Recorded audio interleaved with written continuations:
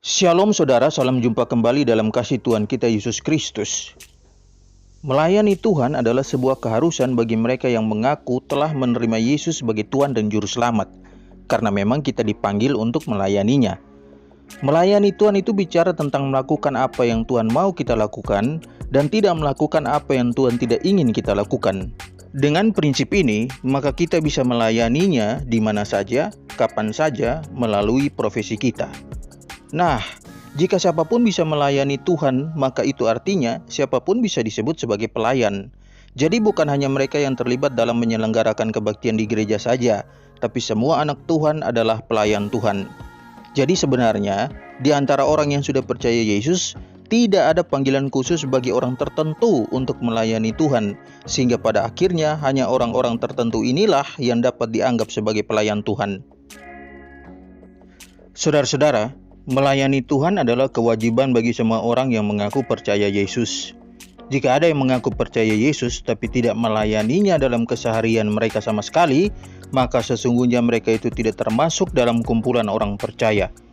Saudara-saudara, mengenai melayani Tuhan, saya telah mendengar banyak kesaksian yang menceritakan bagaimana seorang akhirnya bisa menjadi pendeta atau menjadi gembala jemaat. Salah satu kesaksian mereka mengapa bisa menjadi pendeta atau gembala adalah karena bisnisnya bangkrut lalu masuk penjara sebab tidak bisa membayar hutang. Dalam kondisi terpuruk inilah mereka merasa mendapat panggilan untuk melayani Tuhan. Itulah sebabnya mereka berhenti menjadi pengusaha lalu menjadi pendeta atau merintis jemaat dan menjadi gembala jemaat. Sekilas kesaksian seperti ini terkesan luar biasa. Tapi saudara, belum tentu mereka yang mantan pengusaha ini benar-benar terpanggil untuk melayani Tuhan. Untuk itu penting sekali menguji apa yang mereka sampaikan atau ajarkan. Apakah yang mereka ajarkan adalah ajaran kitab suci atau tidak. Yang berikut bagaimana cara mereka mengembangkan gereja mereka. Dengan demikian maka kita akan mengetahui bahwa mereka yang adalah mantan pengusaha yang sekarang melayani sebagai pendeta ini memang telah menerima panggilan Tuhan dan tidak sedang menjadikan gereja sebagai ladang bisnis baru. Sekarang, jika cara menguji seorang mantan pengusaha yang menjadi pendeta atau gembala jemaat adalah dengan menguji ajaran yang disampaikan dan bagaimana cara mereka mengembangkan gerejanya, maka ajaran apa saja yang telah teruji tidak selaras dengan kitab suci yang pasti akan diajarkan oleh mereka ini, dan bagaimana cara mereka dalam mengembangkan gereja mereka. Perhatikan penjelasan dalam video ini sampai selesai agar saudara bisa memahaminya dan berhenti mendengarkan mereka jika ternyata ajaran mereka bertentangan dengan ajaran kitab suci kita. Karena pada dasarnya, jika mereka hanya melihat peluang bisnis yang tidak akan mengalami kerugian dalam jemaat, maka gereja telah dijadikan ladang bisnis mereka. Dan ini bukti bahwa mereka sebenarnya tidak dipanggil Tuhan.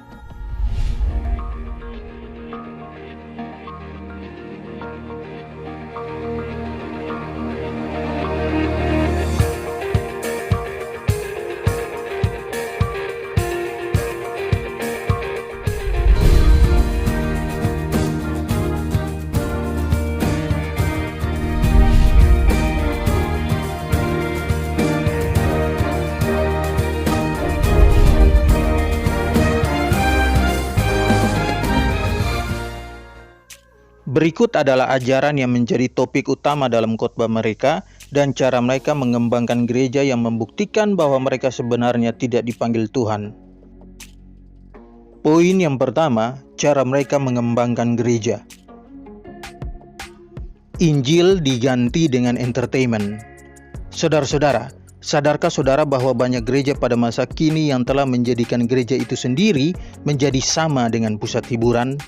Mulai dari desain ruang ibadah mirip nightclub sampai menghadirkan stand-up komedian terkenal agar menghibur jemaat dengan materi yang sama sekali bukan Injil. Ditambah lagi munculnya para pengkhotbah lucu dalam gereja masa kini yang semakin membuat seksi khotbah yang seharusnya berisi Injil sejati malah diganti dengan banyolan murahan yang mendominasi setiap sesi khotbah. Dan sayangnya, sebagian jemaat memang hanya butuh hiburan dan bukan Injil, makanya mereka lebih suka tertawa daripada mengerti.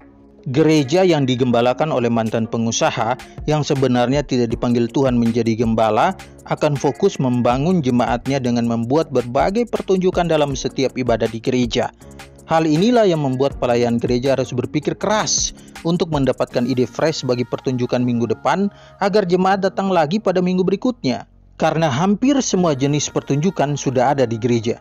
Mungkin hanya sirkus saja yang belum dimasukkan dalam ibadah gereja.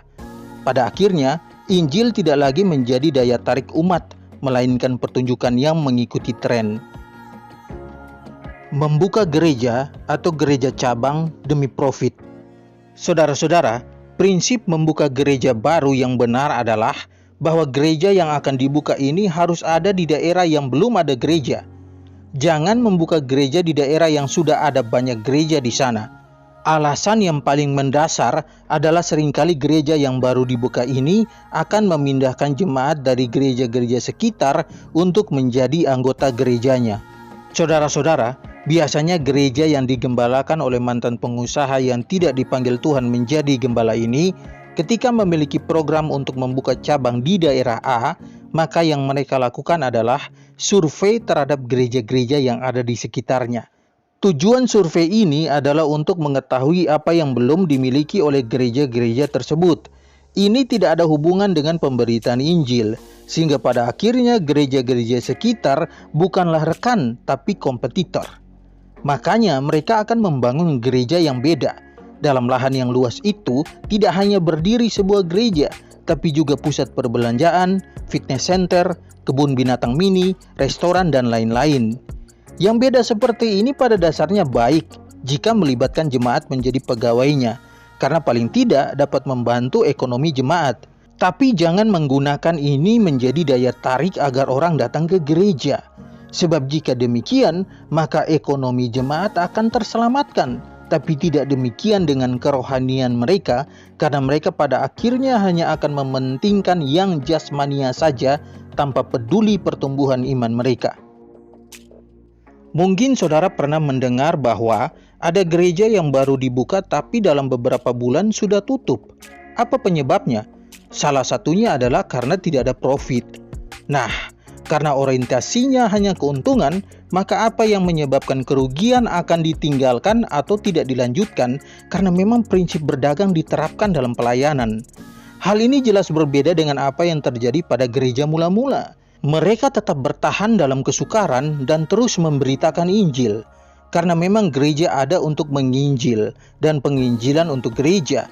Dan bukan gereja ada untuk mengambil untung dari jemaatnya. Sehingga nantinya hanya ring satu dalam gereja yang akan mapan bahkan berkelimpahan secara finansial. Sedangkan jemaat, ekonomi mereka tetap tiarap.